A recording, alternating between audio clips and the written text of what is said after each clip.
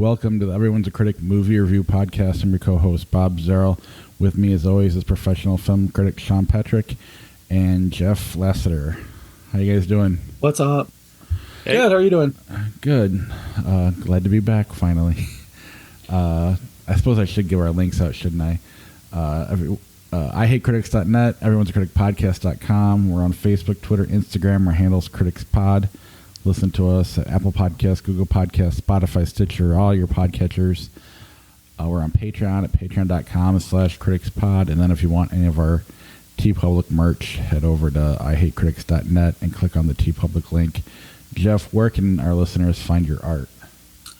All my links are at jefflasseter.com or go to my Instagram. Honestly, that's where you can link everything there too. It's Jeff Lasseter, Lassiter, Pop Cult. And Sean, where can people read your reviews? You can read the archive blog at seanatthemovies.blogspot.com and, of course, geeks.media, where I've got a full profile as well of my more modern reviews, including my brand new top 10 movies of 2022 list. And we have those links in our show notes. All right, this episode is a 2022 year in review, our top 10 list, which I'll be honest, I almost needed a top 30 because 2 through, 30, 31, 32 are very close. That's the kind of year it was. But where do you guys want to start? Just go around the table, start with 10? Yeah, we'll start at number 10. I'll start, if you don't mind. I'll start with my number 10 being Moonage, Daydream, the David Bowie documentary that was near the top of my list for much of the year until I got to the end of the year and got overwhelmed by some really great movies. But Moonage, Daydream is just such an extraordinary experience. I saw it at home. I saw it at the theater. Then I saw it again at home because I had to watch it again because it's just so incredible. I'm a huge David Bowie fan, so that certainly plays a part. But I think Brett Morgen is just such an amazing director. The way he creates a story of Bowie's life through the archive that Bowie left behind. It's the first documentary to have the full support of David Bowie's family and estate and access to the things that David Bowie himself created, both his music and the videos that he worked on for so many years. He was a director, David Bowie, behind the scenes for so many years, directing his own stuff. And nobody got to see it because he wasn't sure what he wanted to do with it. He was kind of assembling it as he went along. And Brett Morgen takes that and Bowie's music and just creates this amazing work of art from it that is one of the most extraordinary things I've ever seen, and certainly one of the most extraordinary documentaries I've ever seen. So Moonage, Daydream is my number 10. Have you seen that, Jeff? I have not, and it's a big blind spot for me. I don't know why I haven't. I have actually two of my friends who I'm trying to get to be Facebook friends who are huge Bowie fans have talked about it and talk about him incessantly, but I still have not seen it. Are you a big Bowie fan? Yeah. I mean, I really go in phases with music. Like right now, it's all about this just diva pop, and it's partially because I saw the Whitney Houston movie and I was like, I want to wash that out of my mind. So I'm just going to listen to her music. Yeah, I haven't seen it either, and I'm a casual Bowie fan at best, so I probably should watch it. I think I'd probably like him a lot more. I don't dislike him at all. I just never spent time with his music outside of the hits. Yeah, I have a great Bowie print, by the way, at my website, so just go check that out, and please buy it all. They're all 40% off right now. Plug. Start making some arrows. Should I just every time we say a movie that I have merch for, should I just mention it? That's going to be a lot tonight. I can tell you that right now. All right, Jeff, what was your number 10? My number 10 was not a great movie, but it was one of the most fun movies I've seen this past year, and it's Orphan: First Kill. I was a big fan of the first one. I thought that it was much cleverer than I thought it was going to be, and I was surprised at the twist. This one has a twist in the middle that you're just like, holy fuck. What the hell is going on with this movie? To the point where I'm like, I'm a casual movie watcher. If I don't go see something in the theater, I'm usually drawing or just kind of putzing around or whatever. This movie made me stop, collaborate, and listen. And I watched this. I just was like, "Holy shit!" This is I mean, the fact that she's a 30-year-old woman who looks now like a 30-year-old woman playing a 25-year-old, like it's just like it's layers and layers and layers. And Julia Stiles is in it, and wow, I've never seen her play that before, and it was great. Did you see that one, Sean? Absolutely, I loved Orphan First Kill. It was a bit of a, for me, kind of a guilty pleasure because I wasn't sure how I truly felt about it. But the more I sit with that movie, the better it gets. It gets such an insane sense of humor, especially Julia Stiles starts off so straight and narrow, and then just the second she turns on that supposed kid is just phenomenal, and it becomes this battle of wits between the two of them. And once that starts, the movie just gains this whole new energy that is so unexpected and alive. And yeah, it's a fantastic movie. All right, have you seen it, Bob? I have not. You gotta watch it, especially for the scene where Esther is driving and being chased by the it's just, oh my god, I it makes me want to watch it again tonight. I will have to make it. I'm going to try to watch every movie we talk about tonight that I haven't seen. That'll be my goal. My number 10, and this is weird. I went through Ranker like Sean suggested, or whatever that ranking search engine was, or ranking engine was. And this is the way it came out. And it seems weird that this is in my top 10, but I have Bullet Train. I thought it was a ton of fun. I liked it a lot. It was kind of the perfect action movie for the year. And somehow it ended up in the top 10. I don't understand why, but like I said, 2 through 30 were really hard for me they were all neck and neck. I think if I redid it again, if it wasn't so much work to do the ranking engine, it would probably be different every time. But I do enjoy Bullet Train. I thought it was a lot of fun, but I do find it weird that it's in my top 10, but that's where it landed. So, I mean, it's a top 50 for me this year, and with my top 50 is all like movies I rated at least 4 stars on Letterboxd. I loved Bullet Train. I had a great time watching Bullet Train. It's a lot of fun. The violence is exceptional. Brad Pitt is delivering maybe my favorite Brad Pitt performance ever. He's just having a great time, and everybody in the movie is having a really great time. Aaron Taylor Johnson and Brian Tyree Henry, phenomenal cast, extraordinary direction by the guy who did John Wick. Like, you've got some just tremendous violence, a great sense of humor, a terrific setting. It's all just really great. And then Michael Shannon, awesome. Loved it. And I mean, I'd watch a spinoff of almost all these characters.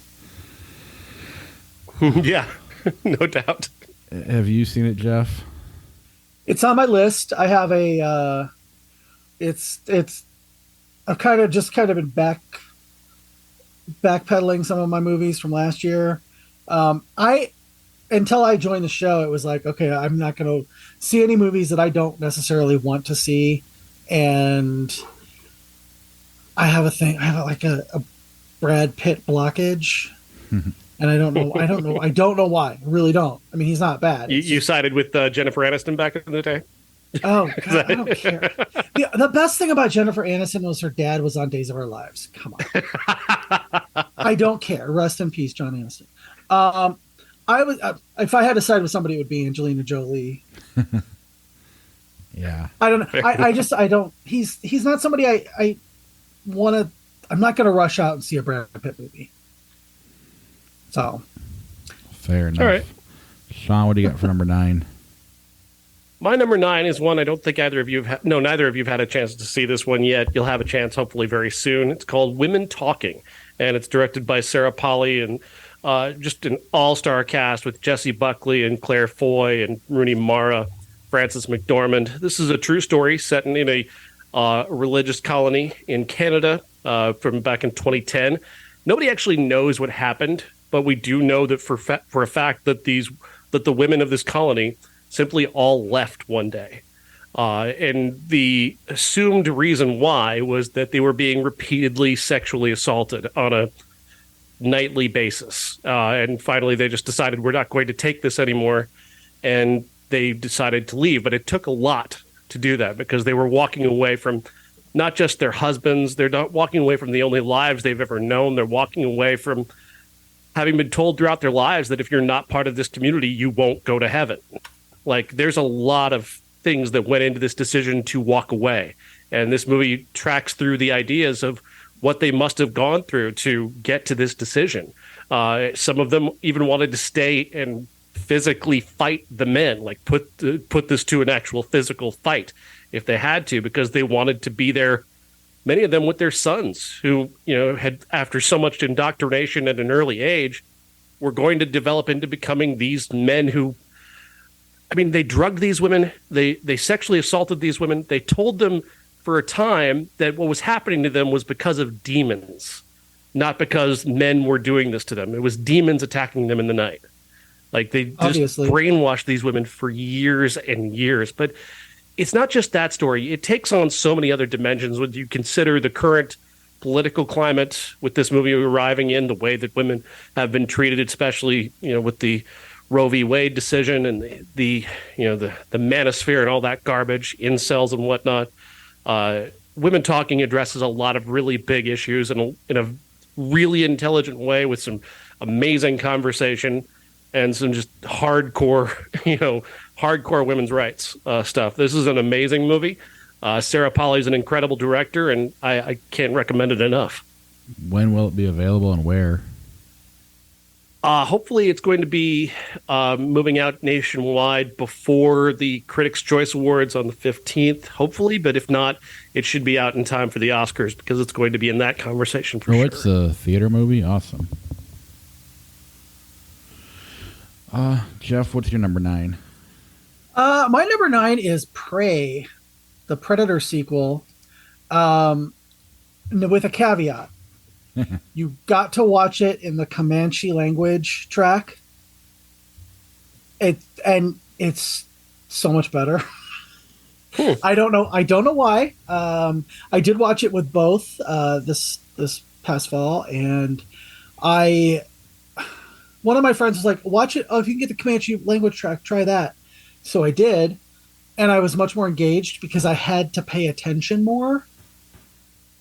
And then I watched it a couple weeks later in English, and I found myself drifting a little bit. I can listen, I can hear what they're saying, and I've seen it. So let me draw a little bit while I'm doing that. And I was so engaged when it was in Comanche that if you get the opportunity to see it with the Comanche language dub, see it that way.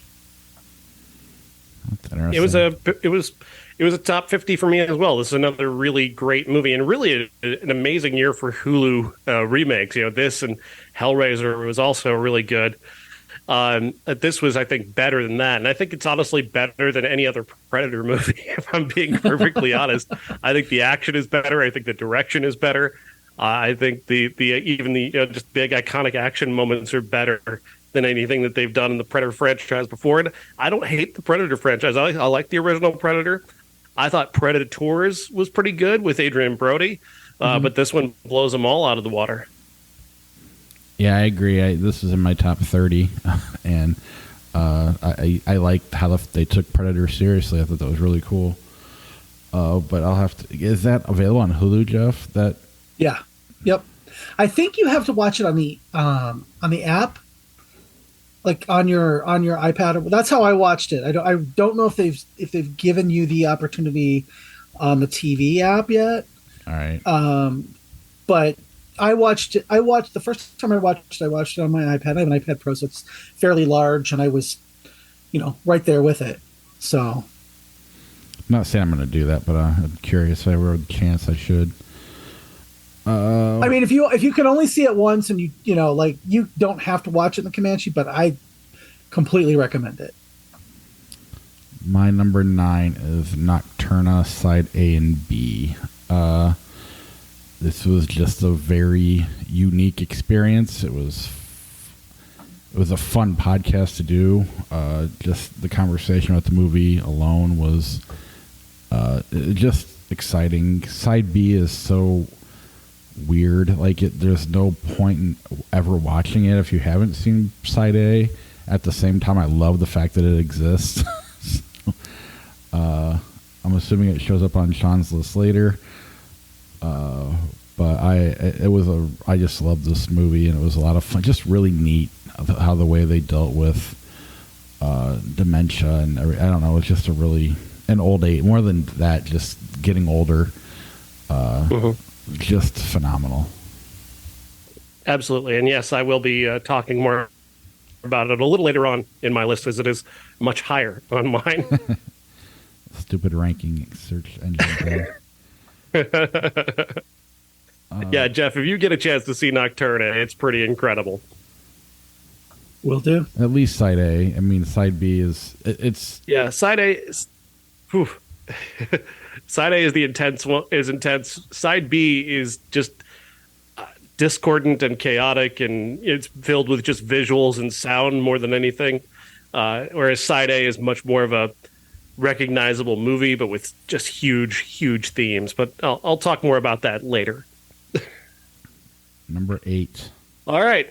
Number 8. My number 8 is, again, another one unfortunately you guys haven't had a chance to see yet. Hopefully by the time the Oscars come around, you will. It's called After Sun, and it is a movie from director Charlotte Wells. It's an A24 film, which, again, there's going to be a lot of those on this list because A24 is the best at what they do. Charlotte Wells directing an actor by the name of Paul Mescal and a young woman named Frankie Corey as a father and daughter who take a vacation to Turkey. It's not they're in this very kind of very low rent sort of middle of the road resort. They're spending time together. We get the sense through some flash forwards and some dream sequences that there are going to be problems in the future, maybe sooner rather than later, between this father and daughter.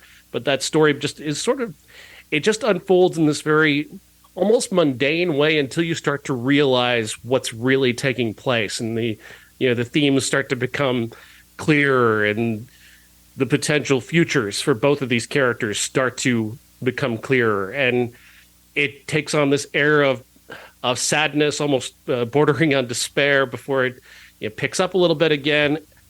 Charlotte Wells has written and directed this movie just so incredibly well. She gives it a very unique feel. It feels like it could be set anywhere, but mostly like in the early 90s, maybe.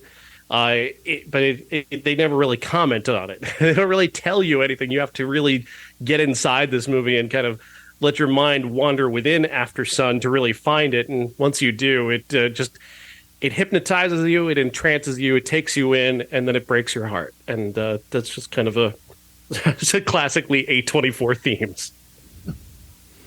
Just make sure you give us plenty of notice when it comes out, because I don't want to miss it. What do you got for number 8, Jeff? Number 8 for me is The Black Phone. I was very pleasantly surprised. Everybody knows by now I'm a huge horror movie fan, and I'm not shocked by horror anymore. I'm not, it's not something that really kind of makes me go, oh wow, that was really good. But I actually saw this movie in the same theater as Sean, and I remember saying to Sean, he was like, oh well, I don't know about that. I don't know. And I said, well, I don't know. I've heard things, and we are very different about what we like. And by the end of it, we're both like, all right, this was good. And what makes it so good is the performances, because everybody in it is just so good at what they're doing. And especially, I want to shout out, the main cast with Ethan Hawke is great. I think that the kid who plays Finney, whose name I'm blanking on right now, Mason Thames, he was really good and believable, but especially Madeline McGraw, who plays his sister, who is her potty mouth, and you're gonna be fucking kidding me! What the fuck? Yeah, it's one of those movies where you're just like, oh shit, this is much better than I really expected, and it was an original idea. Jeremy Davies is particularly good as the dad who doesn't have an outlet for his grief about his mother or his wife dying and his parents or his kids being left without a parent, and he takes it out on his kids. He gets drunk and beats the shit out of Gwen at one point, and you just get from him that hurt people hurt people. You know what I mean? And it's all in his eyes and just the kind of the looks on his face. And I was really surprised by how much I liked this movie. And in any other movie, they would have given up on that character, and I loved what they did with him. It was really, really very well done. Scott Derrickson directed that, and he's such a unique director. He did the first Doctor Strange, and he's done also in was it Insidious? I think it was. He's just such an eclectic director and such a smart director. He's just an absolute genius, and he's taken this this concept of the black phone, and a lot of people paid more attention to Ethan Hawke's mask than they did anything else. But that mask is pretty terrific. It's a pretty terrific mask. It's a great prop, and Ethan Hawke uses it very well. But I really thought what really surprised me was the use of of ghosts and the ghost imagery. The way it's so creepy. It's so creepy. Like I could see that just being a step too far in a movie that does feel very grounded in terms of its drama. That the ghosts might be a step too far, but he presents it in such a creepy fashion that it works incredibly well. Yeah, he didn't make Insidious. He made Sinister with Ethan Hawke. Sinister, that's what I was trying to think of. One of the creepiest fucking movies I have seen in a long time, to the point where the kills in that, and I did not like the end of it. It kind of did not stick the landing, but the kills in that were so inventive and creepy and legitimately scary with, like the lawnmower kill. Every single time I watched that movie, I jumped. Didn't he also make a random Hellraiser movie to get a start? I think it's possible. I heard he did. I heard it's yeah. actually fairly solid for a Hellraiser movie, for a random sequel with no budget. I can't remember which one, but I think he did. I think it was it Hellworld, the one with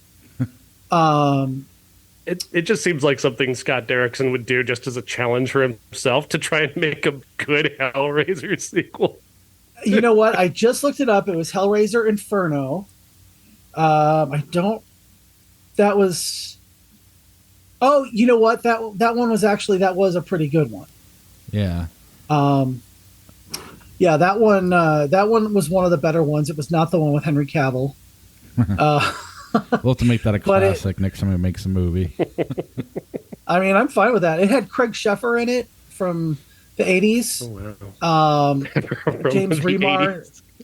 I mean, well, Craig Sheffer was in Nightbreed. That's the most accurate description of him. He was in Nightbreed, which was one of my favorite movies of the 80s. James Remar, Nicholas Turturro, lots of people that you've heard of actually in a horror movie, in a Hellraiser movie. So, yeah, and I love Black Phone. Did you see the Black Phone? Oh yeah, absolutely. I loved that it was similar to the reason why I like Bullet Train, was that it was a watchable, almost, I don't want to call it a popcorn movie, but just a horror movie that was original in the theaters. It wasn't, we have to go see Avengers and Star Wars movies in the theaters now. That's it. It's hard for people to be successful. And it's cool to see a movie like this exist and be as good as it is while being an original concept.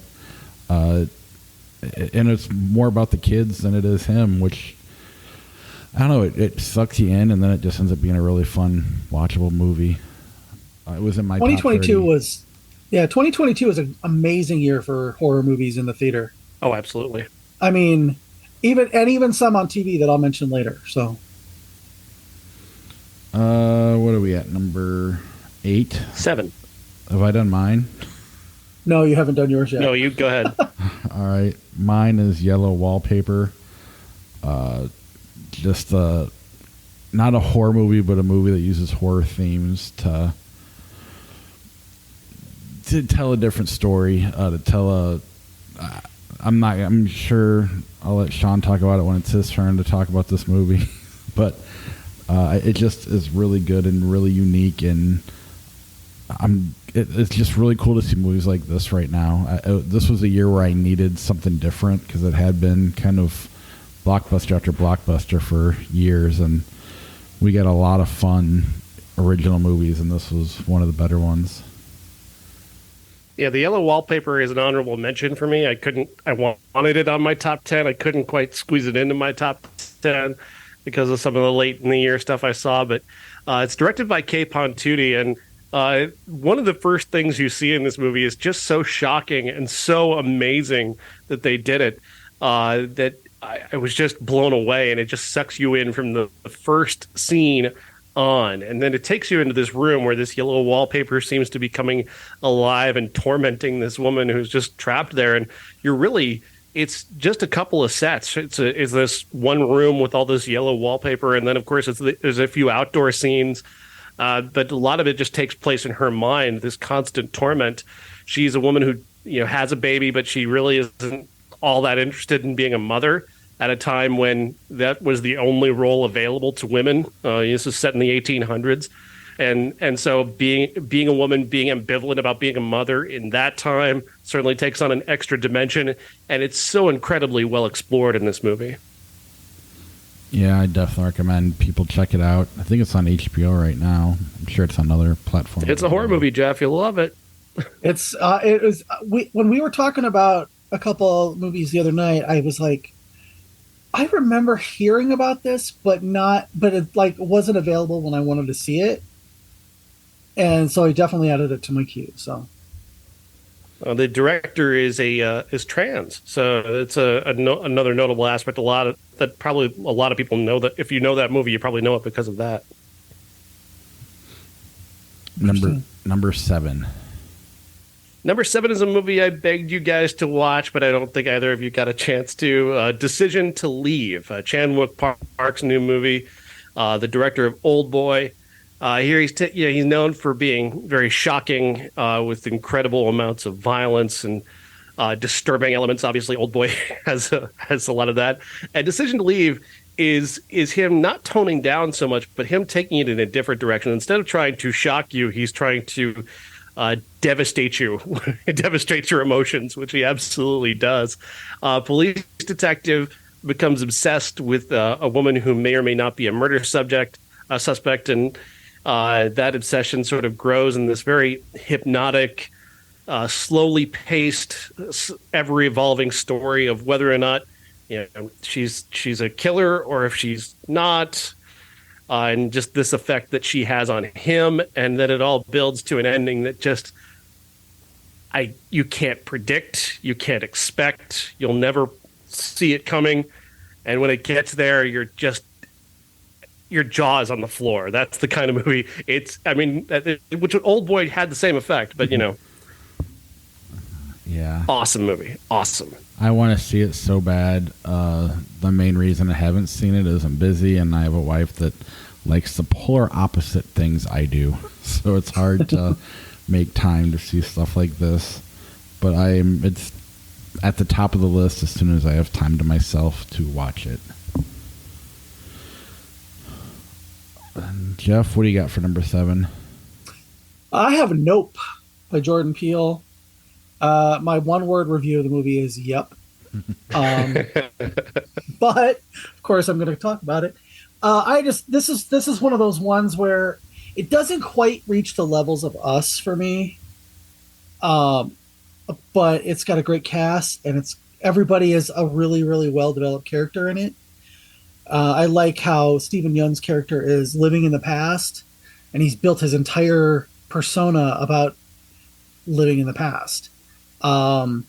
This was quite honestly one of the most original designs I've ever seen for an alien in a movie.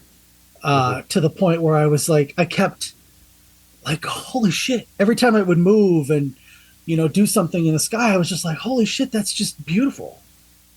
Keke Palmer gives that, I'm here to give you what you want. and that's her character and that's her performance, and she Yeah. does.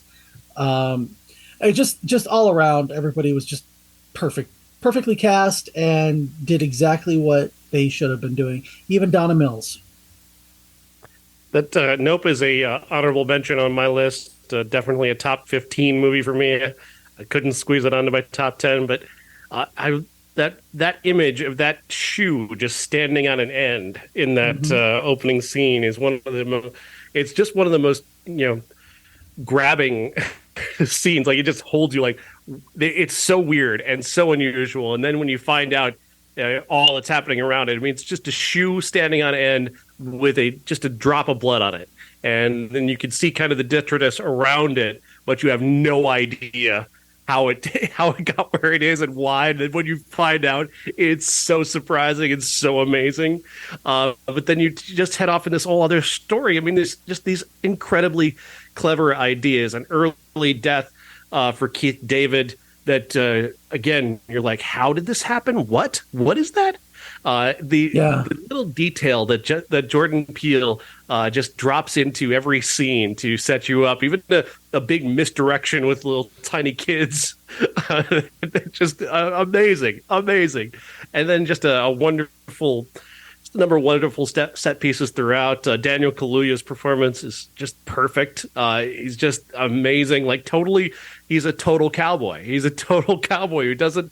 It's not that he's not charismatic. He's charismatic even without talking. But like, it's just he's so toned down. Like this is not a broad performance in any way. He's very insular, but yet that completely works for him in this movie. Everything in this movie completely works.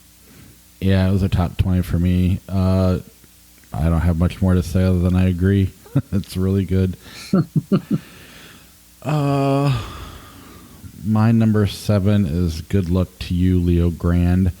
I just love the performance. I love the story. I love the episode we did on it. It was entertaining for me. If you can get movies where people just talk and I'm interested in it and I can't turn away, those seem to be my favorite for whatever reason, and this just nails it. I love the idea of trying to find out what you really want and trying to be who you are. And I mean, it seems like such a simple idea, but it's just so well done. The performances are really what make this movie great. The movie itself's fine, but I love everybody in it. But yeah.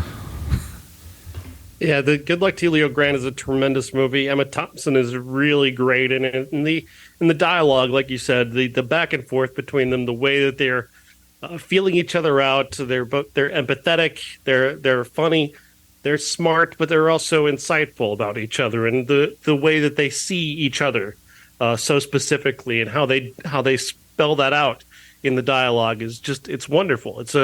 It's great to see. And then it's a movie that's basically got just one or two sets again, but the sets are opulent and beautiful and well filmed. Then providing the perfect background for this story about self-discovery and two people who really are really digging in on each other.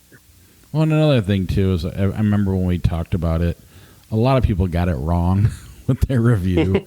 Like they didn't seem to understand the point, and that always seems to make me more happy when I do a better job than some paid critics actually figuring stuff out. So that probably moved it up a little higher on my list than maybe it deserved to be. But it definitely was a fun experience for me. Number 6. Number 6 is Glass Onion, a Knives Out mystery. Ryan Johnson's latest, the second movie for Detective Benoit Blanc, played by Daniel Craig. This movie is insanely smart, tremendous mystery, but with just the best cast. I mean, just incredible performances, top to bottom. Of course, Daniel Craig is awesome, but Janelle Monáe is going to get an Oscar nomination for this and deserve it. She's so great playing the role that she plays. I don't want to spoil anything about it for anybody who hasn't seen it. It's just so smart. And Edward Norton, in this moment, playing a version of Elon Musk. I was going to say Edward Norton. I mean, That too, but it's such a perfect distillation of that kind of guy. And coming along at this time, it just feels it's delicious to watch that level of deconstruction of a character like that. It's Edward Norton's best performance in years. But then you've got Dave Bautista and Kate Hudson. I mean, it's so good. And the mystery is phenomenal. I can't say enough good things. I loved this movie. Agreed. Yeah, it's not in my top 10. And I think the reason being is I saw it on Netflix, not in the theater. And I think sometimes that matters. I like it. It's in my top 20. It's a fantastic movie. But I tend to go back to the experiences I had with the movie. One, I didn't get to talk about it on the podcast. You guys did because I hadn't seen it yet. And two, it just, it took me 3 times I started it, stopped it. So I'm kind of bummed about that. That's a lesson that you need to see movies in the theater. Jeff, what do you got for number 6? My number 6 is spoiler alert. And while I talk about this, I'm going to talk about 2 of my honorable mentions at the same time because they really kind of tie into my feelings about this one. Spoiler alert, it's based on a book called Spoiler Alert, The Hero Dies. And in the first scene, you find the hero dying. I think without that scene, this would have been the perfect rom-com, like that Bros wanted to be. Bros was like, this is the first gay rom-com, and it's released by a major studio, and there've been, many before. Spoiler alert has the heart, whereas Bros has the acerbic wit. And I mean, don't get me wrong, spoiler alert has some very, very funny scenes. The Smurf scene alone is worth that. But I really feel like this is the movie with heart. And I mean, spoiler alert, it turns into a cancer movie. It's a very, very narrow genre of Sally Field has a child who has cancer movies, or an imperiled child, if you want to include Not Without My Daughter, that horribly racist piece of shit movie. Anyway, my other gay honorable mention was Fire Island. And that's on Hulu. That started off as a Quibi series, but they turned it into a movie that stars somebody who I absolutely cannot fucking stand, Joel Kim Booster. I've heard from people who know him that he's a very lovely person, but everything about him that I see in the media is just super shallow, and that took me out of it. Bowen Yang is in the movie. He's great. He plays the, kind of the good friend, and he's got a nice little group of friends that go to Fire Island. It's one of those movies that would have been probably better as a series, not a Quibi series where you get like 2 minutes and then it's over. But that was on Hulu, released as a movie, and it was good. It was not. I give it an honorable mention because of spoiler alert and because of Bros being on my honorable mentions. Spoiler alert has people in it that I absolutely love. People like, I'm not a huge Jim Parsons fan. He's good, but I was never a Big Bang Theory fan, and so I kind of missed that boat. I think we talked about that on the show. However, the performance that he gives as Michael Ausiello it's heartbreaking. It's just, you want him to get what he wants and what he deserves, and going into the movie that he's not going to, that it's, while he's having all this professional success, his personal life is falling apart, and his husband is dying of cancer. And seeing the first part of it, it just was like, I know what's going to happen, but I really want this guy to like beat it. And it was one of the more emotional movies for me this year, and I scoff at emotions most of the time. So to see this, that it really was like this was a movie that I'm like, okay, this is definitely my top 10. It's a wonderful film, and it's definitely up there for me. Not in my top 10, but it's up there for me. It was emotional. It's moving. Jim Parsons is incredible in it. I had a couple of quibbles with a couple of choices in terms of the filmmaking, but Bob, this is Michael Showalter directing this one, the director of Big Sick. This is a guy who knows how to do this. He also directed Sally Field and Hello, My Name is Norma. Doris. Hello, my name is Doris. Hello, my name is Norma Ray. He's gotten so good at this. He's just such a great director of really emotional yet still very funny movies. And hopefully you'll get a chance to see this one. I intend to. My number 6 is more of a bias, and I'm going to blame that ranking engine again on this one. I very rarely do I get to see a movie before Sean does, and this was one of those cases. And then for Sean to end up liking it too made me, I don't know, an increased experience. I'm a big Mark Maron fan, and the movie To Leslie, where he's just a small role in it, was just kind of shockingly good. I think more than anything, I didn't have a high bar for it. It jumped way over it, and just made for a really great experience. It's about a lady who wins $150,000 in the lottery, and then just blows it all on drugs and just wastes it all. And, as you do, and becomes the laughing stock of the town, and just how she has to deal with it. It's a very straightforward movie. Again, just it relies strictly on performances. The movie itself is fine, but it's the performances that make it good. And to hear Mark Maron trying a southern accent and actually kind of pulling it off is it was just, I enjoyed that. And it's a bias, but it's a bias pick, but it's my list, so there. No, To Leslie is a terrific movie. It makes tremendous choices throughout. I'm trying to get the actress's name. I think it's Charlotte Gainsbourg. Just absolutely amazing. Or Andrea Riseborough, who was having just this amazing year. She was in Matilda, which was another great movie. She had a couple other movies that not a lot of people saw, but were phenomenal. And she just embodies this character, Leslie, that you feel like this person. If you've ever lived in a small town, this person is in your life somewhere. and she captures that so beautifully, the heartache and the sadness, but also like the brief little moments of triumph. And she's impossible not to kind of root for, even as she's not early on very much not a good person. She's got a long way to go, and she's not necessarily going to get much better, but you still can't help yourself from rooting for her to get better. And that's really part of the charm. Who knows what happens after this movie ends? She could go right back to being who she was before, but that's part of the drama, part of the just what's so compelling about To Leslie. Number 5.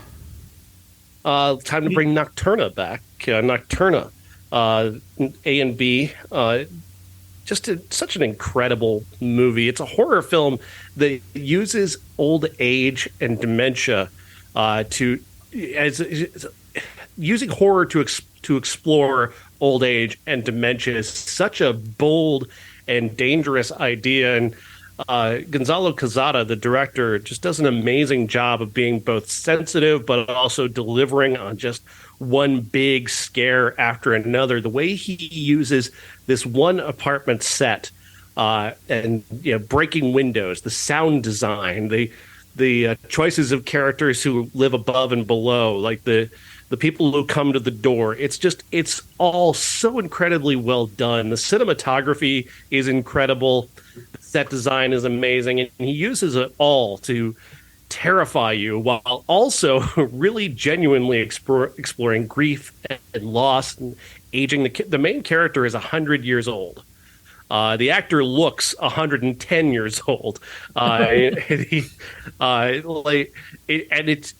can be very, very scary. The visuals are very, very, very creepy. It's a creepy movie, and yet it's also an incredibly thoughtful and intelligent film. And I watched it. We watched it back in January. That's how long ago that was. A year ago, we watched this movie, and it stayed with me through all 12 months to the point where when I was putting my list together, I'm like, I can't leave this off. This has to be in the top 5. Yeah, it's like, you can compare it to a David Lynch or a Terrence Malick type movie, but it's smaller and it also makes sense. There's no, you kind of can follow it eventually at some point, but you're confused early on, and it kind of starts to come together and then you throw in this part B, which is like some progressive rock band. It does all the good songs are on side A, and the side B is just this instrumental medley of gobbledygook that's awesome, but at the same time, you're normally not going back to that side. But it's still awesome that it's there. I don't know. Yeah, visually, it's just the part B is just visually it adds a great deal of dimension to the story of the main story about the old man. Yeah, because don't they do? I'm trying to remember because it was almost all visual and sound. Yeah, all different perspectives of like the same time, right? Or it's almost like death is right. Unembodied. Right. Death is like reaping through the halls of this apartment where the old man lives, and it's all set to this very discordant soundtrack. No one can see it except maybe the old man. Kind of can see it, but not really. It's very creepy. It's incredibly well done and accomplished through just amazing filmmaking technique. I mean, this movie's up its own ass, but in like the best possible way. There's times where they do it well, and there's times people do it bad, but this is one where they do it great. Jeff, number 5. My number 5 is another horror movie because it's such a good year for horror movies. Barbarian. I went into this blind, which I think everybody should. Mm-hmm. I think it adds such a big layer. What you think is going to happen never materializes.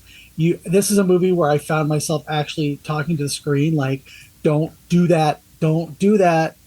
And then, of course, they do that because what would a horror movie be without people doing stupid things? They do that without taking you out of it. That was the best part. Exactly. I mean, just the fact that you've got Bill Skarsgård, who is, I mean, he's pretty well known, and you think he's going to be the male lead, and he kind of Janet Leigh's it halfway through. You're just like, I'm sorry, what? Georgina Campbell is great in it, and it takes your expectations and it subverts them every 20 minutes. And even at the end, you're like, holy shit, I can't believe they did that. And then you have to see this movie, and if you can possibly see it without even seeing the trailer, just go and watch it. And it's just so much fun, and it's just that it's got that 80s feel to it, where like a movie like Humongous or Just Before Dawn, where you just don't know what's going to happen. So that's all I have to say, because I don't want to spoil anything. Couldn't agree more. But then it's directed by Zach Kreger, who's not a guy who's known for this. He was with the comedy troupe The Whitest Kids You Know. Like, this is not anything you would expect from him, and he just totally goes Jordan Peele. Like, it just subverts every expectation of him you might have. The Justin Long stuff, just to take the second act of your movie and just to halfway through just drop everything to bring this Justin Long character into it is so bold, and that it works is just amazing. Justin Long is so great in this movie, and where they take that from there is it's just awesome. What an awesome movie. Well, it's also not a fun role to play, the role he plays. I mean, he has fun with it, but it's such a, I don't want to give anything away, but it's just it's cool that he took on that role. It was my number 11 pick on my list. Barbarian's awesome. Definitely see it, and definitely the less you know going in, the better it'll be. And if you know stuff, it'll still be good, but the experience is so much better when you're caught off guard. My number 5 is the last biased choice on my list. I know it's not one of the greatest movies of the year, but I've seen it 3 or 4 times already. Clerks 3. It's just so...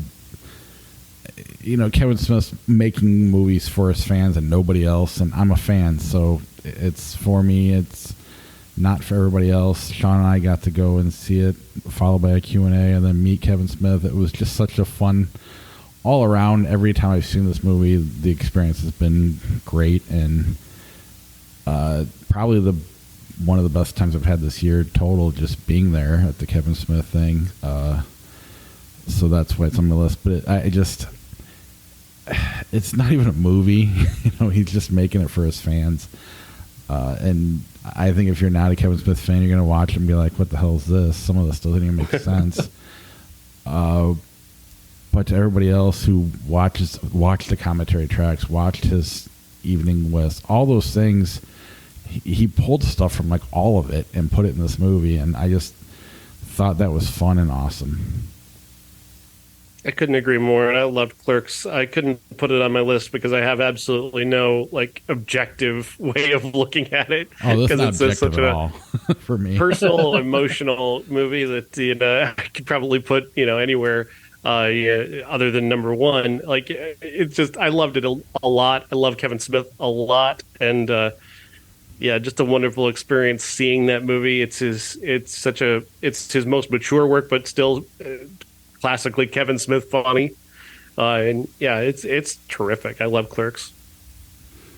Number 4. I haven't seen it yet. I keep saying I'm going to see it, but are you a fan? I am casual.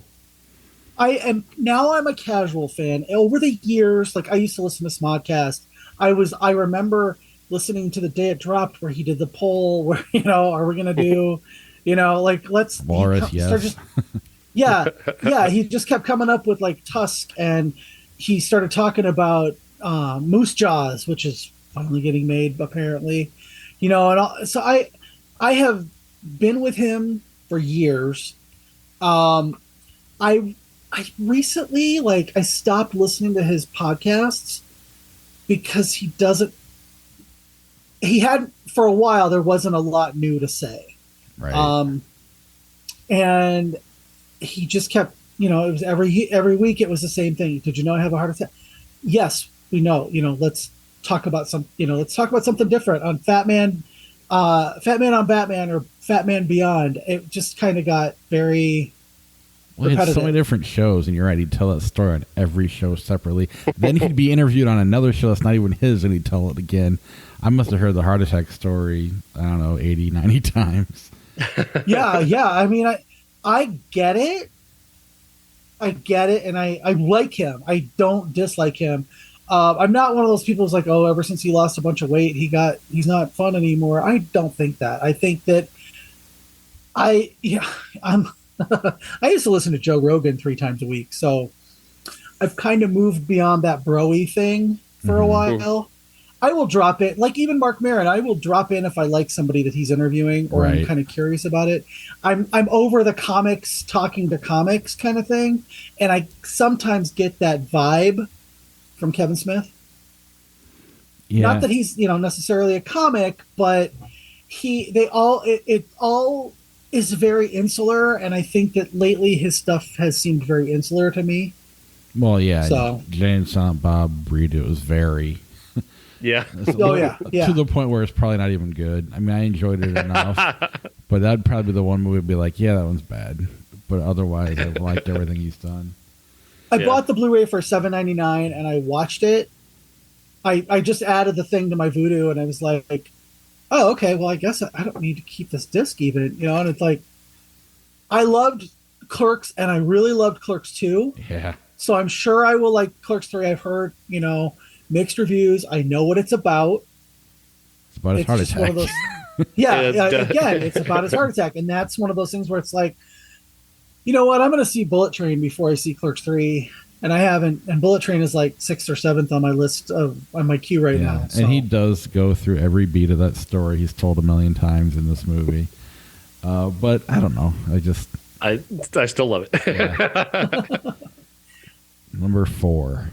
Number 4 is X, the first of 2 Ty West movies on my top 5 here. X is an incredible horror film set in the 70s in the porn industry, well, outside of the porn industry, but wannabes who want to get into the porn industry. But it's also just this incredible like exercise in filmmaking, recreating the time period, recreating the look, and then adding in the amazing gore and just the tremendous suspense. I mean, just the set pieces that he creates to put these characters into harm's way are so clever and so smart, and even like just almost absurdly funny. Like you're just kind of left shocked by the choices that he makes, even as, I mean, each of these characters are basically, other than Mia Goth, eventually are just cannon fodder, and yet you never feel that. You never sit there with that and just like, okay, well, here's another one to die.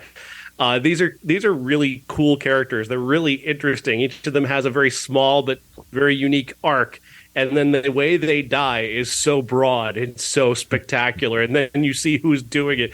I mean, just the choice after choice after choice is just so smart and scary and gory and absurdly hilarious. I'd never been much of a Ty West fan before, and now I've got 2 of his movies in my top 4 because he's just, this year, he created 2 movies that I will never forget. I cheated. Yeah, this is one. Yeah, I did the same.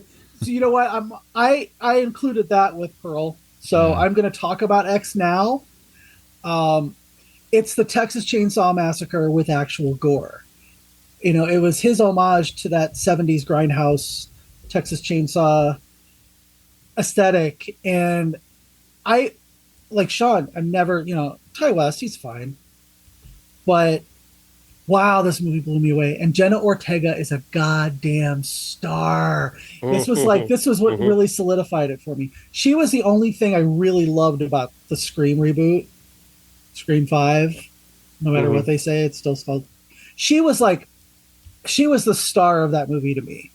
She just got it. And I saw that and I was like, oh, I really like her. I saw this and I was like, I want Jenna Ortega to read my recipes when I'm cooking. I want her to be in everything, and it looks like she's going to be because she was amazing in Wednesday. She's, she just has that star quality in this, and it's a real like toss up between her and Mia Goth in this particular movie, to who I like more. And you're supposed to be with Mia Goth the whole time, and I was. We'll talk about that later, but. I just love this movie. It was such a revelation. And I'm the idiot. I did not stay through the credits to see the tag. So I didn't know what was coming. Mm-hmm. But I'll talk about that later. Yeah, this was just 2 of the best experiences of the year. And I don't have much more to add. I mean, you're 100% right. Jenna Ortega, in kind of like the smallest role in the movie almost, steals every scene by just kind of being in the background. It's so weird. Well, she has the biggest arc. Her character has the biggest arc in the movie, and I think that she pulls that off. Like, the rest of the cast, don't get me wrong, everybody in this cast is like a revelation. Kid Cudi, I was like, he could. Yeah, this was just so much fun. Everybody should, especially if you're into horror movies, it's probably the best of the year. Or this and the other one, Pearl. My number 4 was Crimes of the Future. What was Jeff's number? Did we do Jeff's number 4? Oh, you know what? Skipped over my number. Sorry. No, that's fine. My number 4 was Glass Onion, and we've talked about it twice on the show, and then tonight. My number 4 was Glass Onion. Moving on. Sorry. My apologies. My number 4 is Crimes of the Future. Cronenberg was just never a guy I never watched, other than History of Violence and Eastern Promises, which I think most Cronenberg fans would say, you need to go back to the 80s and see his other stuff. So over the last couple of years, we've been watching his movies and just fallen in love with everything he's done, and this was just so cool and so awesome. I mean, I was surprised he made some of this that lived up to what the expectations and hype was going to be. The story is so unique and original. Just the things he does with gore and sex, and nobody's like him. And now he's an old man, and he's still pulling it off. I found this movie fascinating. It's an honorable mention for me. Crimes of the Future. I totally dig it. I totally love what we've been able to do the last year watching Cronenberg movies, like especially Shivers is still with me. Yeah. I'm still thinking about that one. I wrote a very long article about that movie because it is so great, but it was because I got to watch Crimes of the Future as well. And just Viggo Mortensen and Leah Seydoux and, I mean, Kristen Stewart. Incredible, and just the weird choices, the strange sense of humor, this bizarre story, and he brings it all together so brilliantly. It's artful, it's weird, it's classically Cronenberg, and at the same time, it's better than classic Cronenberg in so many ways. I loved it. Did you see it, John? I tried to watch this 3 times. And it was like, I'm going to watch this movie. I can't wait to see this movie. And I started it at 11 o'clock. And I used to be able to stay up till 3 o'clock in the morning every night and still go to work. I can't do that anymore. So it did fail the sleep test. Call back. Yes.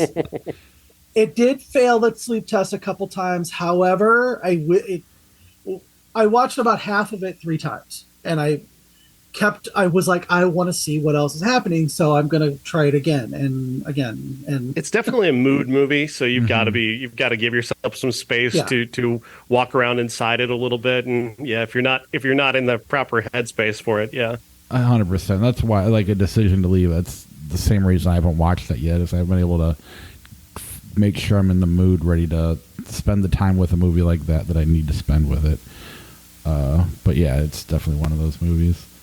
And you know what? That's one of my problems with watching movies at home and not in the theater is I am not. I probably should go get myself diagnosed because I think I have adult ADHD because I can't just concentrate on one thing when I'm at home. It's one of the reasons I don't mind working in an office is because if I was working at home, I'd be like, oh God, I got to do the laundry. And squirrel, that kind of thing. And I think that, a lot of these movies, I'm going to have to just set aside a night where I watch a couple movies and don't do anything else. So, and that's one of them. Well, and anymore, it's like maybe I can do one. I can't even do a couple anymore. That's the problem I'm running into. That's because we haven't convinced you to leave your family yet. Yeah. So if they don't just leave your family, you'll have all this time. That would be such a great. No, I'm sorry. Let's not go there.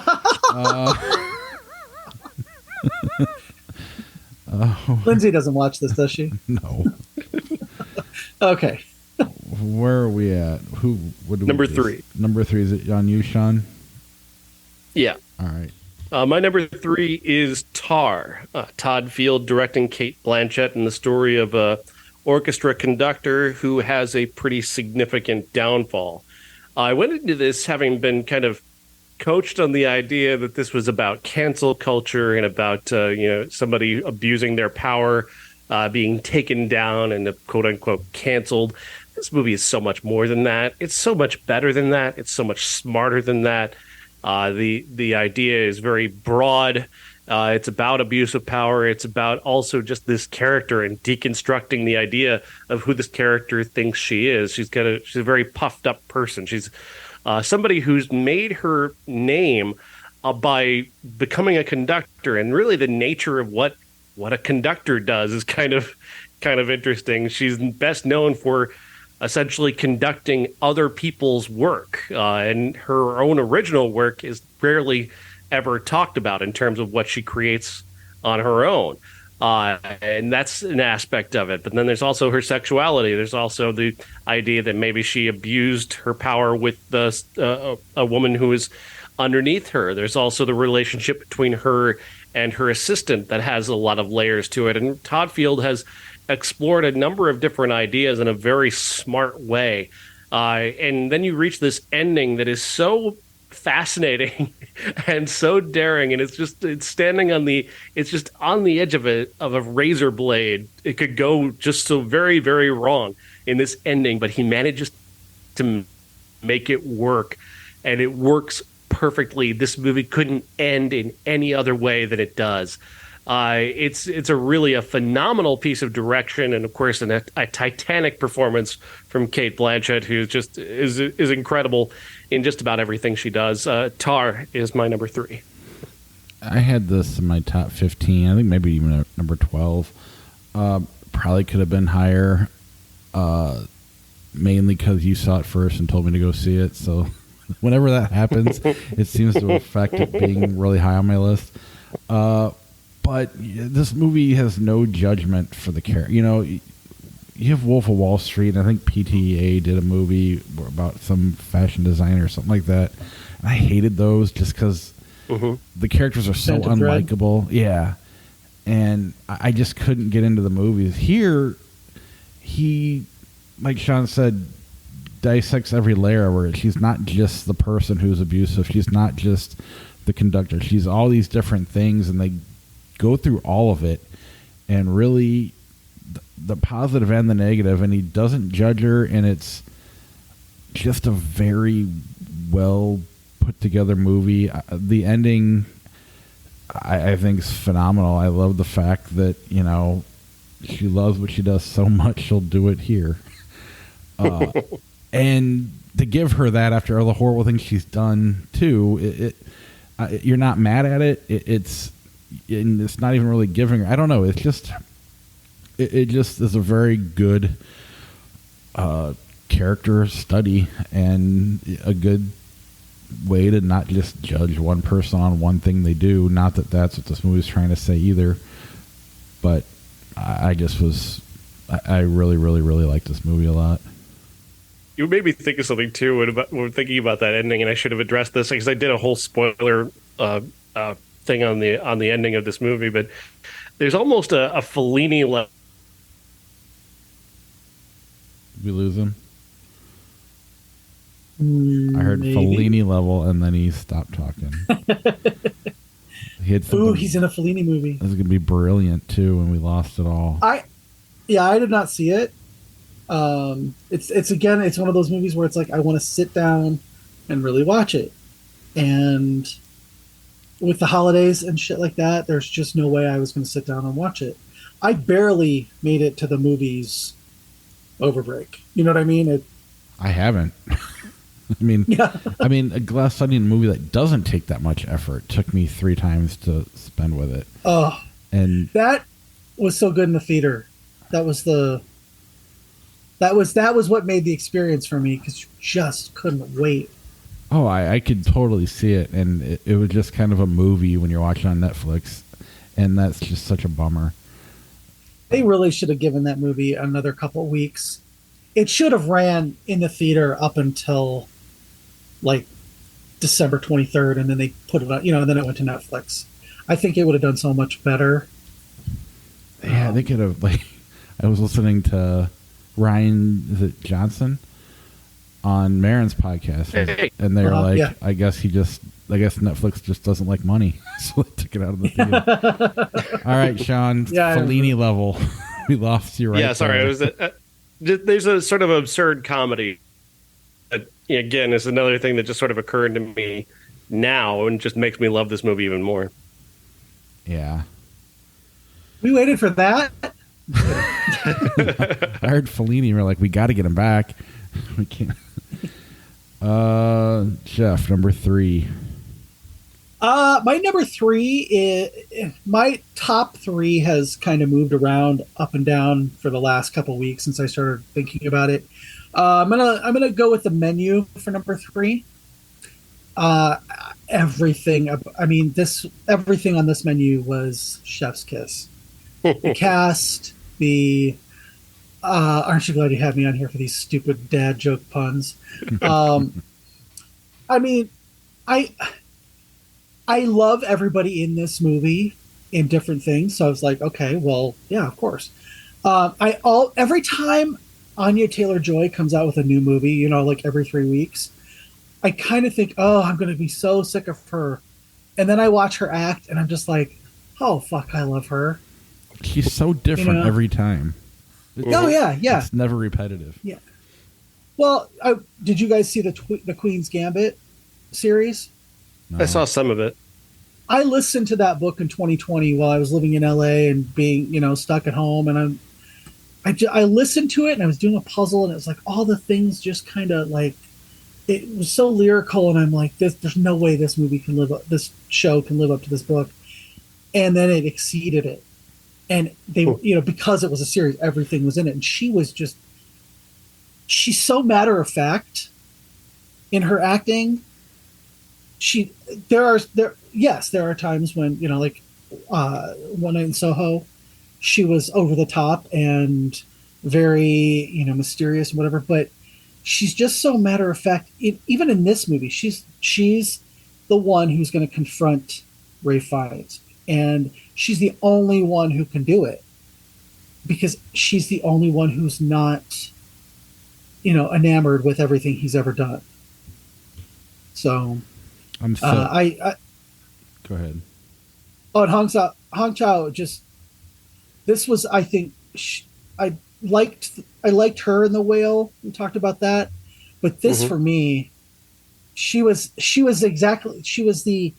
same polar opposite of Anya Taylor-Joy, in that she was very matter of fact, and she was going to have to do whatever it took to get done. And that's what made them perfect adversaries in the movie, even more so than Ralph Fiennes. I want to see this so bad, and I know that I'm not going to see it. I'm not going to see it in the theater, and it's going to probably not be the same. Not that bums me out. But anyway, go ahead, Sean. Yeah, it's interesting about Ralph Fiennes, and you wouldn't think to compare him to guys like Mark Wahlberg or Ben Affleck, guys who need a very strong-handed director. But indeed, I think he is one. When you look at some of the things that he's done in the past, where he's got directors who kind of let him go, even himself, when he kind of directs himself, he can get very broad and sort of lose the audience. When he's directed by somebody with a strong hand, like he is here with Mark Mylod, or when he was working with Wes Anderson, even somebody who's giving him a very specific direction, he's incredible. He's an incredible director's tool, and he's so perfect for this. He's so imperious and so dangerous. He's frightening in many ways, and it's a really phenomenal performance. And him and Anya Taylor-Joy have such an amazing spark of antagonist chemistry. It's really phenomenal. She's, even in movies that we think like are very much more straightforward mainstream films, like what she did with M. Night Shyamalan. She made that movie. She made even the awful parts of the terrible Shyamalan movie she was in. She was still better than that movie deserved. And then I loved Last Night, and so I thought she was amazing in that movie, and she's so great here. And then you get this ending, and Bob, I'm not spoiling anything and telling you this because you'll never see it coming. But it reminded me of the ending of Hereditary. Like, I had the same sort of like the deer in the headlights look. I can't believe this is the ending of this movie kind of reaction to it. That's awesome. Yeah, he is like Gordon Ramsay on mood stabilizers in this movie. Everything's just under the surface. I can't wait till it's available to see. I think it's next week on HBO. Yeah, very well could be. Yeah, it's I think it's this month for sure, but I think it might be. I may already have it on Plex. I don't. But it's. I think it's next week. Yeah, it's weird for me now. It's like if I watch something at home, I'm gonna fall asleep. I don't care how good it is. I can't. It's insane, and it drives me nuts that I can't do that anymore.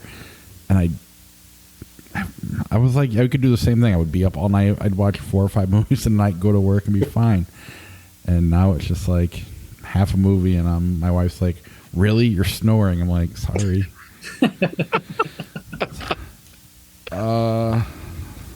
Let's see.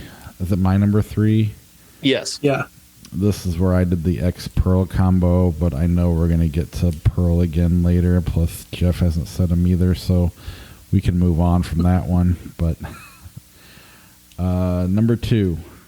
Before we get to number 2, I wanted to drop in a little something special because I sent a message to our friend of the show, our former co-host Josh, and asked him to send over his list. And this is in no particular order, but I just wanted to share this. This is Josh's list of the best movies of 2022. Prey, The Woman King, Confess Fletch, which is a movie I hated, but you know, Really? Wakanda Forever, The Batman, Imagine that. Top Gun, Jesus Christ. Persuasion, Everything Everywhere All at Once, Nope, and Glass Onion. So that's Josh's choice for the best movies of the year.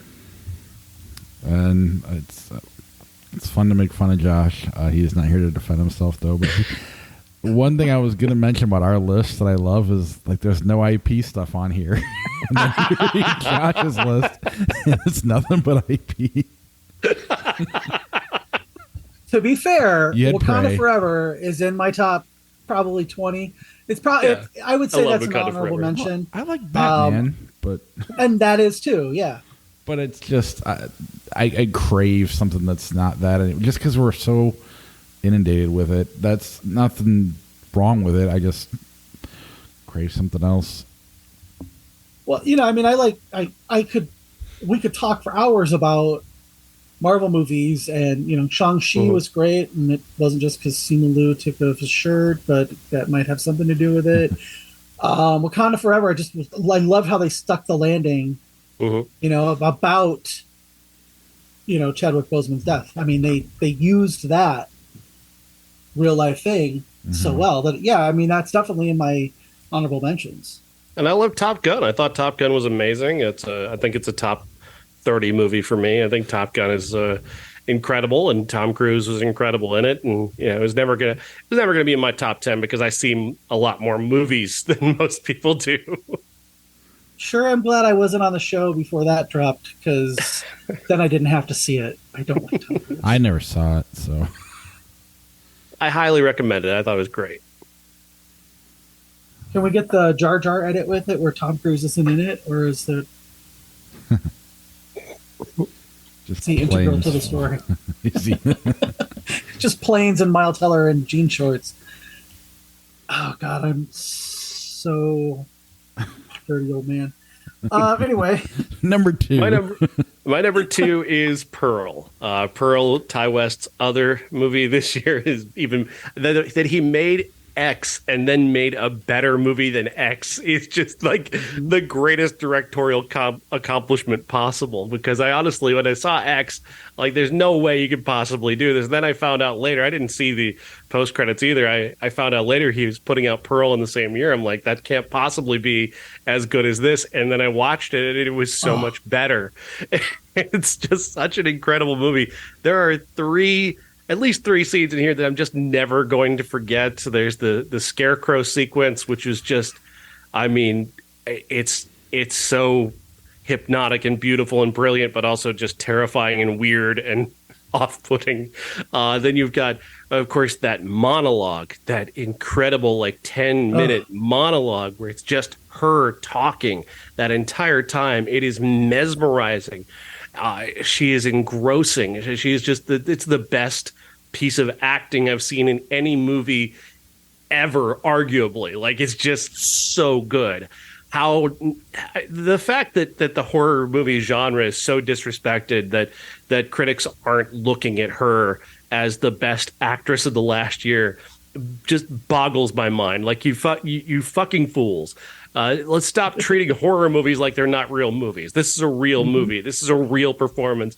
And she is absolutely killing every moment of that.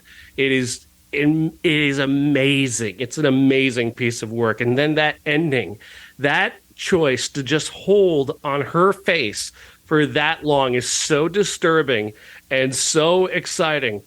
I just was blown away. Again, I talk about choices a lot. And the choice to do that in that moment and to just hold it, even as the credits are rolling, is phenomenal. Phenomenal movie. Well, for her to not break character ever. Yeah. I mean, you're right. That monologue was the best scene of the year, or the best performance of the year alone. It's like the Wizard of Oz, and as a horror movie, and I've never seen anything like it, and I don't. It just was great. I'm not going to talk about it yet. Sorry. So we know where that's going. Okay. Jeff, what's your number two? My number two actually at one point was Pearl/X. But then Jamie Lee Curtis started talking so much and like ascribing 5-year-old things with googly eyes to everything, everywhere, all at once. I really struggled between this and Pearl for my number one. But this movie has so much heart to it, and it's to take a multiverse movie and turn that into just a simple moral of the story that love trumps everything across the multiverse, that you really do have each other's backs, whether you want to or not, or whether you do or not. That really just like that message stuck with me throughout the year. The fact that Michelle Yeoh is just she plays so many different versions of herself that you're just like, I can't believe I'm watching this masterclass. She's going to get nominated. Mia Goth is not. But they both deserve to be. The little in jokes in the movie really set it apart for me. Like Jamie Lee Curtis's IRS award that's a butt plug. That they don't really they don't say anything about it until the end of the movie almost. To see Ki Hai Kwan back acting again was really special because I always liked him in Indiana Jones, The Goonies, and to see him back, and he's the heart of the movie. He's the one who ties everything together for all the other characters, and you just sympathize so much with him that they're going to lose all this because of his wife and her relationship with the daughter, and it's just he's the one who across the multiverse brings her back, and it just, and who can forget hot dog fingers? Absolutely. My number one, obviously, not to skip you, Bob, but yeah, my number one movie, Everywhere, All at Once. It's my all-time favorite movie now, after so many years of The Big Lebowski being. Yeah, it's my favorite movie ever. That's how much I fell in love with it. Yeah, it's my number one as well. Not favorite of all time, but it's top 5 probably. And sorry, Bob, what was your number 2? Oh, Bardo. We can move on. I love Inarritu. I just like being in his movies and experiencing them, and it also hit at the right time when I got to sit and watch it. It's just the stars aligned and it made for a great experience, but I know you thought it was over long, and I don't think Jeff saw it, so we can move on. It's all right. Bardo's a terrific movie. It's a terrific movie. My number one, obviously, Everything Everywhere All at Once is just, like I said, it's my favorite movie of all time, and the talent of Daniel Scheinert and Daniel Kwan together is just so amazing. Their choices in storytelling and filmmaking. They take something as ridiculous as a bagel with literally everything on it and invest it with so much genuine emotion and weight. You really, I mean, that's talent. That's filmmaking, writing, acting talent to take something, to take the things that they take that are so ridiculous, like an alternate world version of Ratatouille, but has a raccoon instead. But it becomes like genuinely emotional. Then everybody's playing all these various different versions of themselves and bouncing from one to the next. And wow, just everything about this movie is just wow. It's so emotional. I cry. There are 3 different spots where I cry each of the 3 times that I've watched it so far, and it just gets so incredibly emotional on top of being wildly outrageous and funny and weird, and guys diving onto butt plugs and people fighting with dildos, and I mean just the ridiculousness, just it's so amazingly over the top and just so fitting of these directors, Daniel Kwan and Daniel Scheinert, especially Daniel Scheinert. Of course, The Death of Dick Long is an amazing movie that everyone needs to see. Not nearly as good as this one, but certainly one that has a premise that, again, is just a filmmaking challenge to try and not turn into a joke, and he does it. It's amazing. But he's just such a galaxy brain guy, and him and Daniel Kwan just thinking of everything. They've thought of everything everywhere all at once. Like they've thought of how to address all of it all at once and make it all make sense and give it an emotional resonance. And on top of that, just to add this amazing level of filmmaking. It's the best thing I've ever seen. Yeah, it's my number 1 as well. We can get back to Jeff in a little bit, just since we're here. Oh, I'm going to take 3 hours to talk about my number 1, so feel free. I'm going to have to change the batteries then. No, I mean, it's so weird to have, you're not the first one I've met that this is their favorite movie. That usually there's more. I mean, I think when Josh joined the show, like, everybody that he went and saw it with ended up being their favorite movie, like 2 or 3 different people. And he liked it quite a bit. Obviously, it was in his top 10 as well. It's probably a top 5 for me. I like Midsommar a little bit more, but they're all right there. I have 3 A24 films in my top 5. That's insane. Same. It's and I think we replaced Big Lebowski for your top spot. And like the Big Lebowski, it's every time I watch that movie, I feel like I'm watching it for the first time. Like it never feels like a repeat viewing. And same thing with this. It's like a new movie every time. Now, to Jeff's point, Jamie Lee Curtis on Instagram and stuff, not helping it. I wish she would stop. But I love Jamie Lee Curtis. She's a goddamn professional, okay? The way she cheerleads everything she's in, but you know what? Shut the fuck up. You're not helping your case, especially with Halloween Ends. Can we talk about the worst movies of the year? The way she talks this up, great. However, somebody putting googly eyes on a statue of Nathaniel Hawthorne or whoever it was 5 years ago doesn't have anything to do with this movie. Right. Okay. And Sorry. Some of that stuff, which I more or less ignore, but she is phenomenal in this movie too. She'll probably get nominated for a supporting role. Anyway, we could talk about this movie forever. I'm sure it'll be a classic again in another 2 years, like Gone Girl was. Like I'm sure Midsommar will be next year. Yes. Anyway, it's phenomenal. Let's move on to Jeff's number 1. I think we all know that my number 1, and I really thought about this one because between this and Everything Everywhere All at Once, they switched places almost daily up until like even tonight. I was like, what has stuck with me, and part of it goes with my friends, and like we have a Twitter group chat, and that's all about horror movies and Scream and all that. Pearl is a recurring thing, and I think it's just because of Mia Goth's performance. That fucking monologue, I heard there's a long monologue. Okay, great.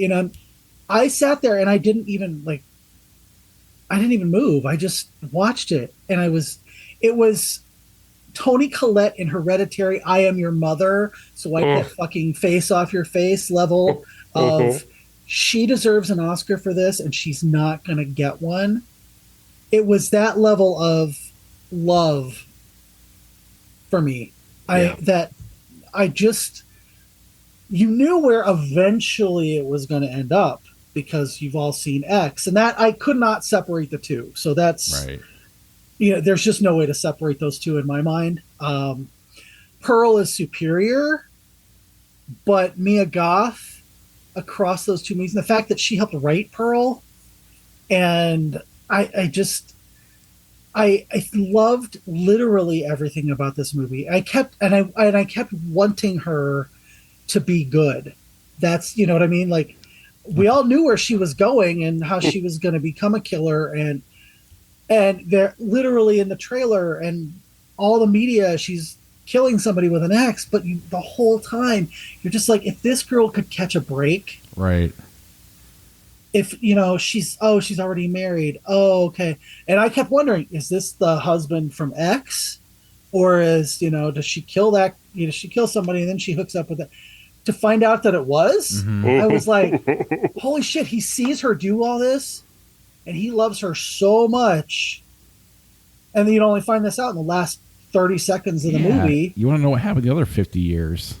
Yeah, it's like, how many times have they done what they do in X over the, do they just host people? And her that like Sean talked about, where they're holding in her emotions, and she goes through happiness to see him, to I can't believe I did this to my family, to I hope you're going to forgive me.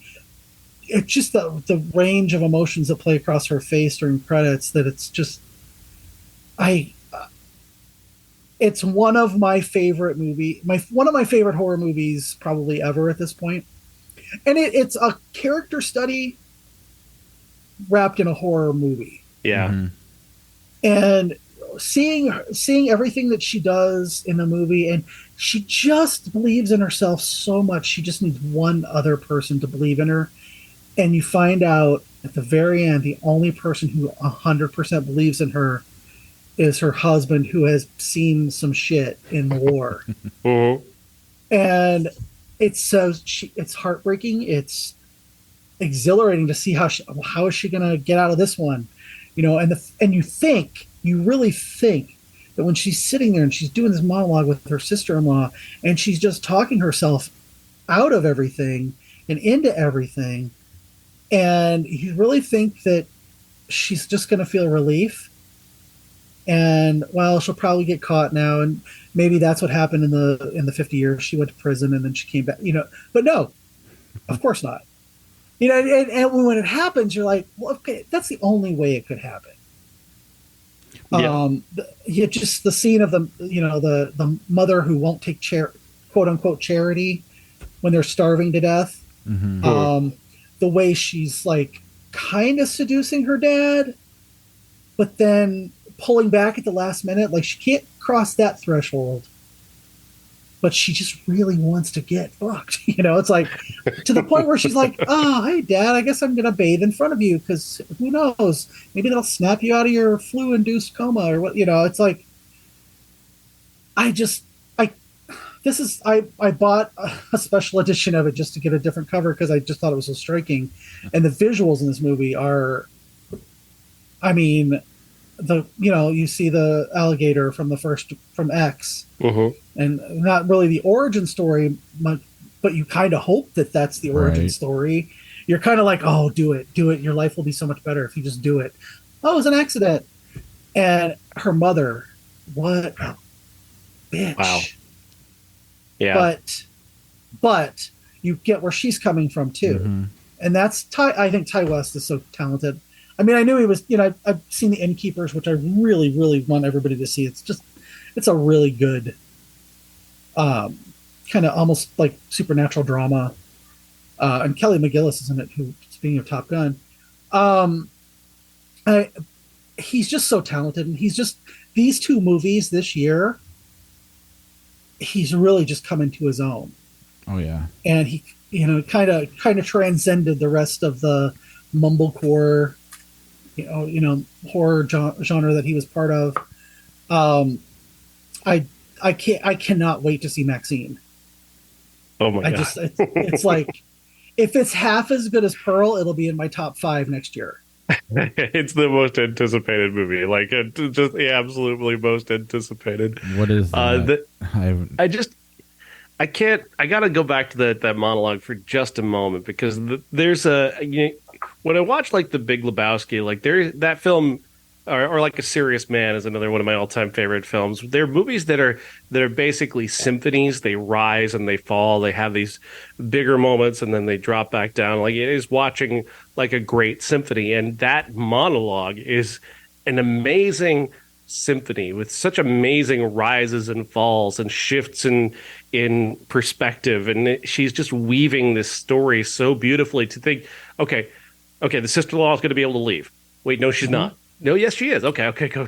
No, no, wait, no, wait. Now we're going wrong again. Like the back and forth in that moment is just throughout that whole 10 to 12 minutes that she's talking is incredible. And then when she finally does get up to leave, here she comes with I mean, oh my God, the choices. But you think she's going to make it. Yeah. You're still up to that point. You're like, okay, she's going to make it. Yeah, she's got a chance. And this takes place 100 years ago. So you think back then, people just don't talk about shit, you know? So she was maybe just going to go and like maybe talk to her brother and say, you know what, Pearl needs some help. But, oh my God. But she has those, I mean, that monologues, but she has little mini versions of that throughout the movie where she is literally, everybody she kills, she's back and forth before she does it. And you're kind of in the perspective of the person that's going to get killed. And it's really, I mean, she's crazy, and it's kind of terrifying to watch in a fun way. Yeah, absolutely. To your question a few minutes ago, Bob, Maxine is the third in the trilogy, and it's about Maxine from X becoming a big porn star in the 80s. So it takes place after X, and it's her story. And I can't imagine what they're going to do to top Pearl, but fingers crossed. It's my most anticipated movie of this year. Same. Otherwise, I mean, it's right there with of course the new Ari Aster movie. Those two, right on the same level. Let's not forget next week, Megan.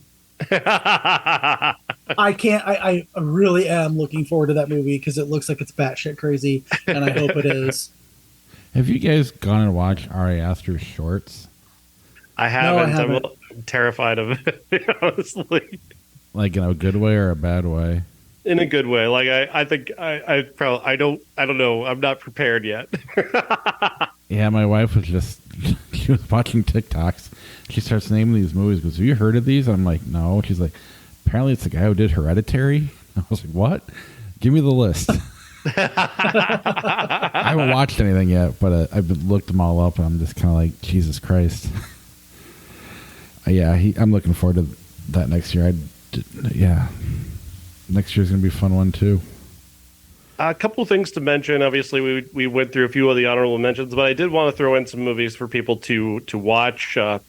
On the Count of Three, Gerard Carmichael's movie. It's really tremendous. One of my favorites. Also, it's hard to believe this didn't end up on either of our lists, Bob, because when we talked about it, we absolutely loved it. The Northman. Actually, I forgot that we almost came out this year. Like things got so good that The Northman actually didn't make my list. But yeah, that movie's incredible. Moon Manor is a very little movie that I wish people would take a chance to see. It's a really lovely film about deciding to die. Then Men. I know you didn't love it as much as I did, but that one sticks with me. Alex Garland is amazing. Cha-Cha Real Smooth, I think maybe the best comedy of the year, the best pure comedy of the year. Certainly my favorite romantic comedy of the year, and a director to watch for sure, and Cooper Raiff. Then We're All Going to the World's Fair. Jane Schoenbrun's movie is so good, and I debated so hard about putting that one in the top 10. It was in the top 5 for a little while. It's just such an amazing movie. All the Beauty and the Bloodshed, Laura Poitras's documentary. Nellie and Nadine, which we talked about on the show very recently. For animation, the best animated movie of the year was Belle. It's a Japanese animation film and just this extraordinary film. Hatching, one of the best horror movies of the year as well. Just such an incredible movie about a young girl coming of age and using the horror tropes, kind of like, much like Nocturna, using the tropes of horror to tell a story about a young girl who is becoming a young woman. And then the one that was so hard for me to leave off the list was God Forsaken, the best found footage horror movie of the year. One of the craziest, most fun and exciting experiences I had watching a movie this year was watching God Forsaken. It's such an incredibly low budget movie, but they use the tools of filmmaking so very, very well. A guy is attending a funeral for a woman he dated years ago. There's a friend of his from high school who passed away, and he's there, and then suddenly something happens in the funeral home, and he goes rushing in, and apparently the body has crawled out of the casket and is going crazy around town.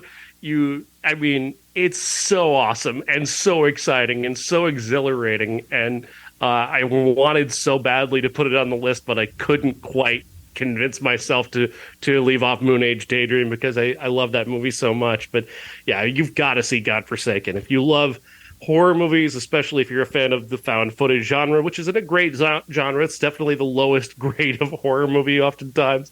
But for a found footage movie, God Forsaken is incredible. I fought to have that on my list too. The only thing I would say it kind of falls apart at the end. It's so great, the first 2/3 of it. That was the only reason I was able to convince myself to leave it off. Because, like I said, it was hard. The top 30 for me were really good.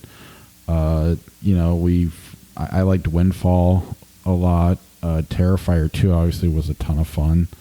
Mm-hmm. After Yang, Moon Manor. I loved Metal Lords on Netflix. I don't know. Anything else, Jeff, that we're forgetting? I also liked Men. That was in my honorable mentions. Northman was as well. Visually was probably one of the most beautiful movies in the last year or 5 years even. Bjork in that movie. Oof, mm-hmm. Awesome. That visual of her just made me want to paint it. You know what I mean? It was just like, mm-hmm. Oh, I want to paint that, but I want to do a sticker. I don't know. I already talked about Fire Island and Bros, which I want to talk about Bros for just a second.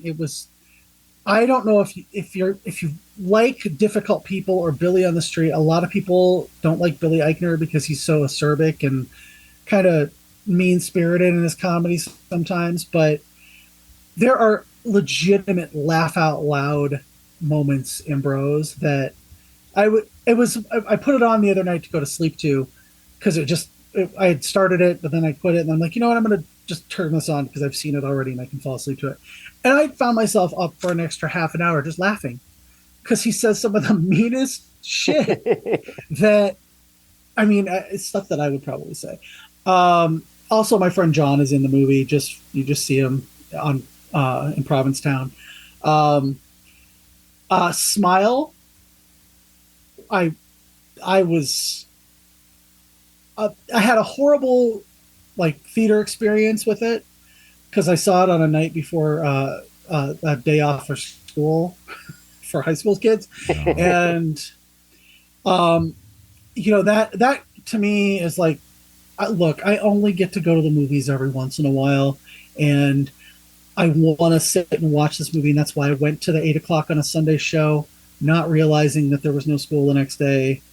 But I watched it again after, and just Sosie Bacon is so good in it, and you see her descent into it, and it takes some chances in the third act that kind of didn't expect.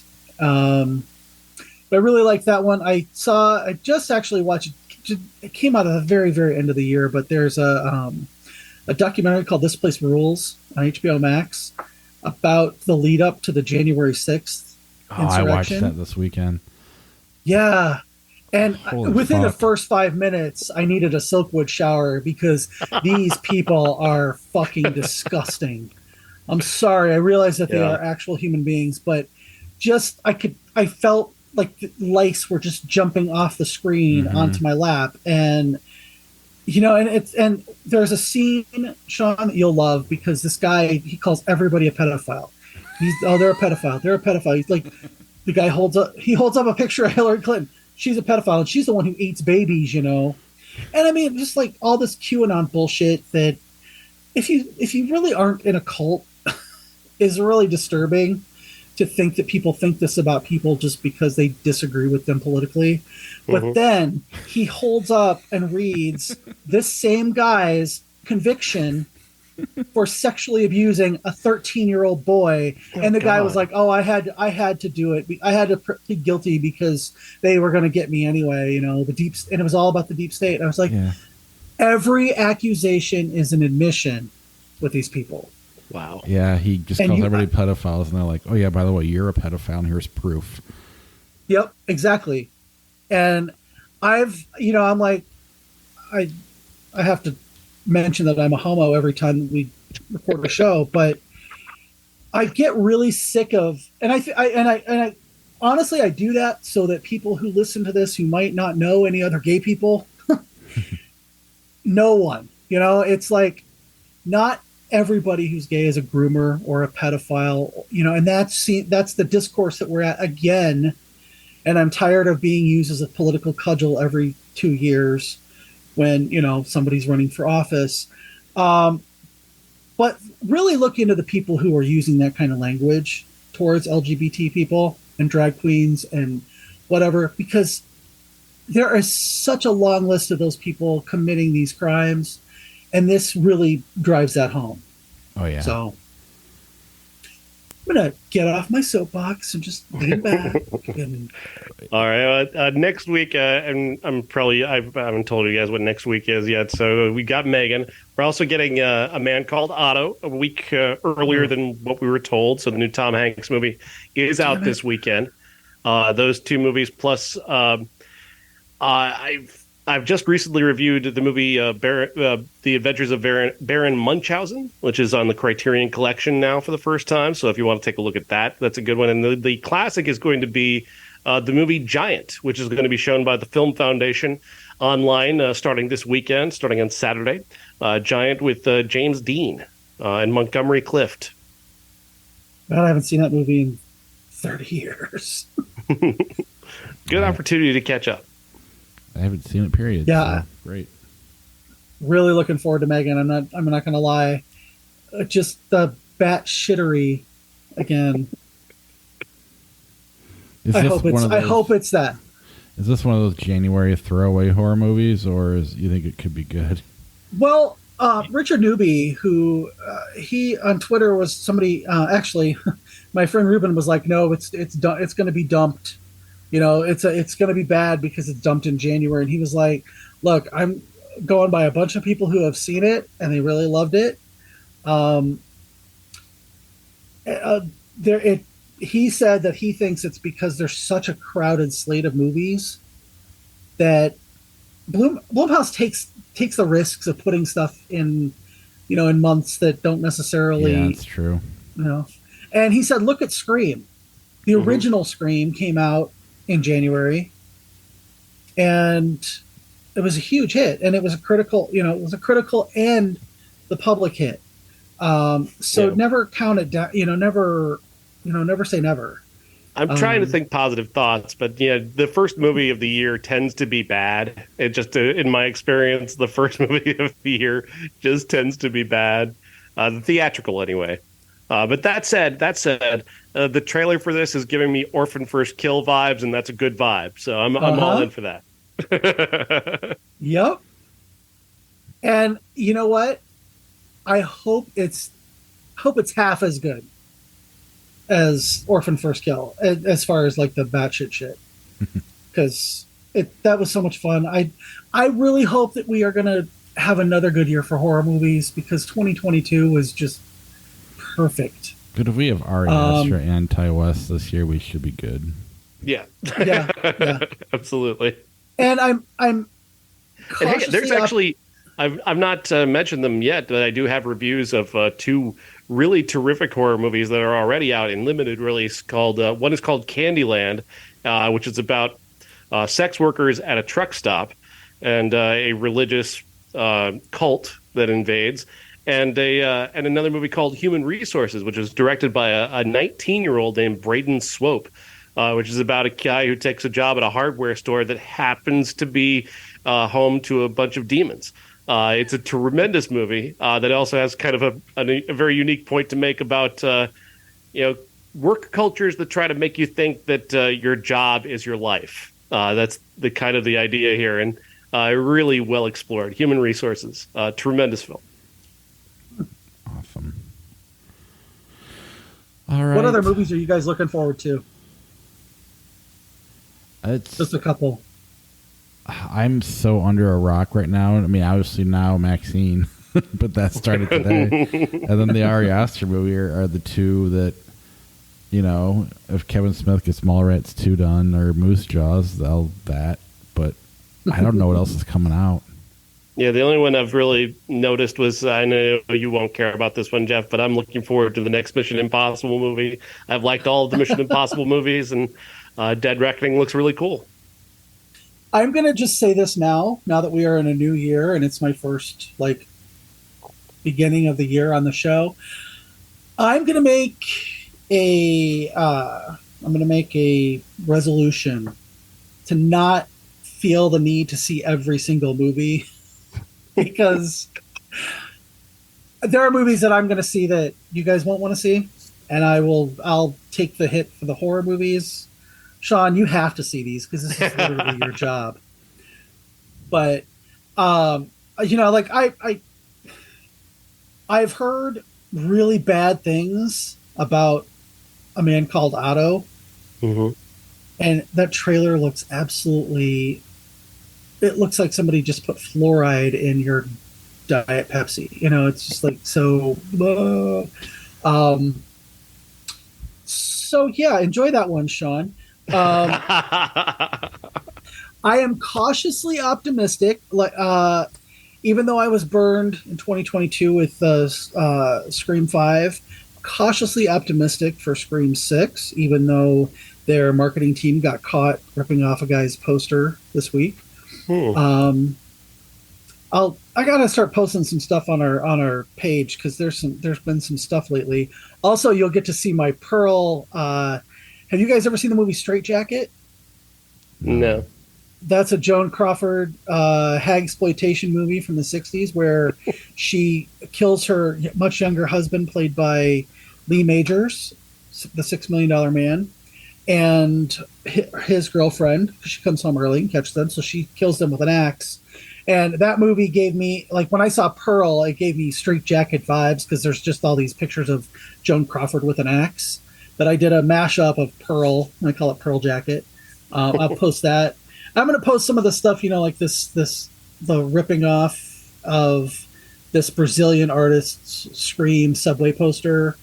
I'm going to, that's my resolution for the show is I'm going to try to post a little more and really make this a horror movie podcast. I guess the Cocaine Bear is something I think I want to see. Oh, yeah.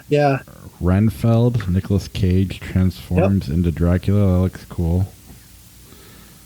I'll skip Creed 3 because Stallone said to. I don't think for myself. You should know that. I don't know. What's No Hard Feelings? I don't know. Anyway, no idea. It's a movie sponsored by Viagra. Starring Jennifer Lawrence. Oppenheimer. Who did that one? That's Christopher Nolan, yeah. Oh, never mind. Fuck that movie. Totally did that for the bet.